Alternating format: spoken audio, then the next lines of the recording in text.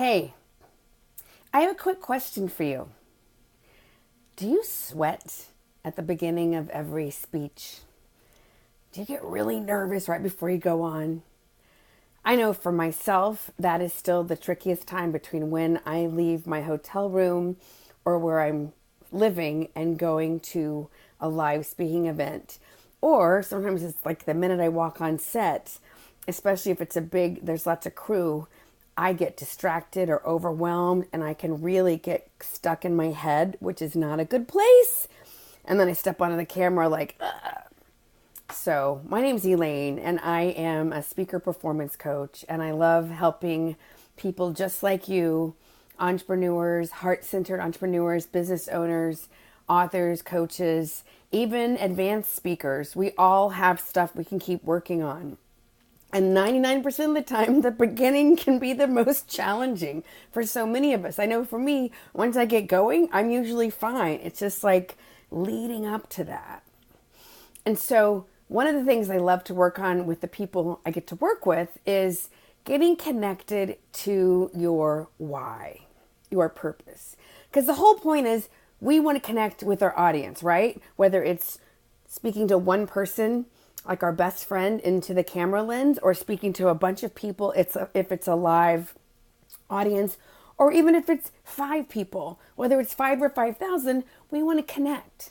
There's nothing worse than trying to reach out to people and feeling like there is a moat, a 50-foot moat between you and the audience. It is painful for everybody, not just for you, but for them. And I love to remind people, the audience wants you to be good. It's not like at a comedy club where they're sitting there like, make me laugh, clown. It's like people want you to be good because they know if they can relax, they don't have to worry about you. A lot of times audiences are worried for you. And if you walk out and you can at least act like you know what you're doing, people kind of go, oh, okay, I don't have to breathe for this person.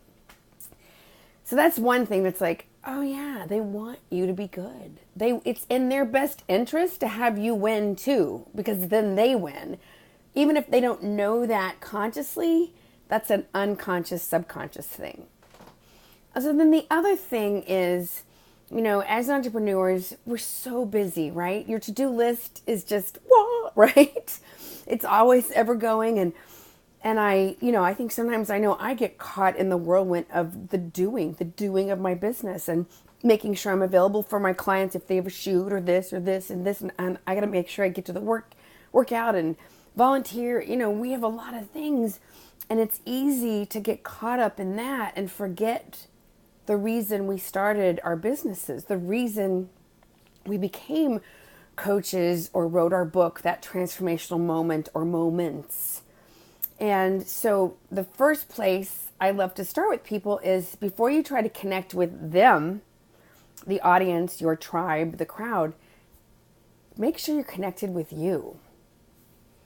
And I mean your highest self, the part that's connected with source, whatever your belief is in. I call God, the universe, goddess, good orderly flow. There's a million names for it. So whatever your version is of that. And I'm not talking about getting connected with that lower self, the self that says you're too old, you're too this, you've got wrinkles, that self, that little voice. We're wanting to detach from that. And I know for a lot of my clients, I say, oh yeah, I call that the alien, that little voice. Sometimes it's a parent's voice or a mean teacher or an ex. That voice that criticizes you and always has a comment and then a theory and an opinion on stuff. You can just be like, thank you for sharing. Thank you for sharing. And I know for me, the more connected and grounded I get, the lower the volume gets on that little voice. So I'm talking about connecting with something that's bigger, connecting with your reason, your why, your purpose, your mission. And so I invite you, if you're in a place where you feel comfortable, to close your eyes or at least lower your gaze. And I want you to take 3 deep belly breaths with me, where you really breathe out with your lower back and your ribs.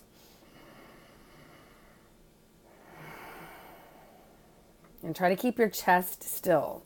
We're breathing from the lower belly.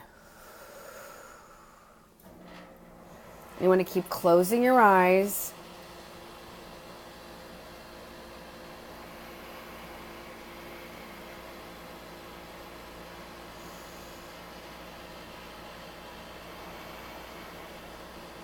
And just let yourself get present to why you started your business, your coaching practice.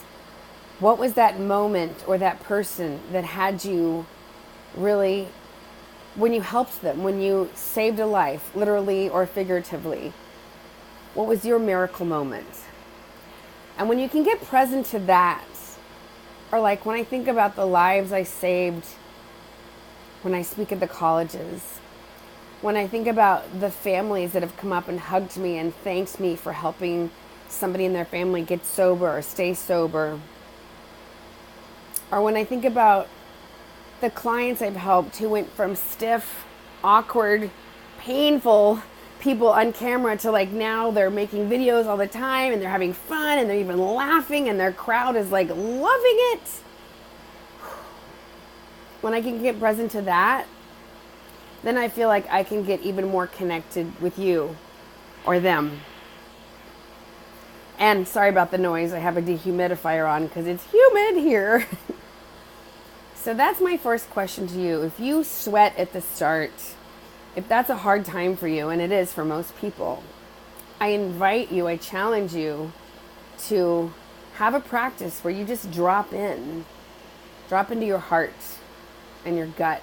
Maybe you take off your shoes and you get really grounded. Maybe you take 3 deep belly breaths. Maybe you have your warm-up routine that you do in your car. Maybe you call your best friend and have them remind you how awesome you are. Whatever it is for you, but get connected with your why. And that will help you be grounded, and that's going to help you start off strong. Thanks so much for watching. I hope you enjoyed this. I sure had fun making it for you. My name is Elaine, and make sure you're signed up for my emails and a lot of my free training and videos. And I hope to see you on stage or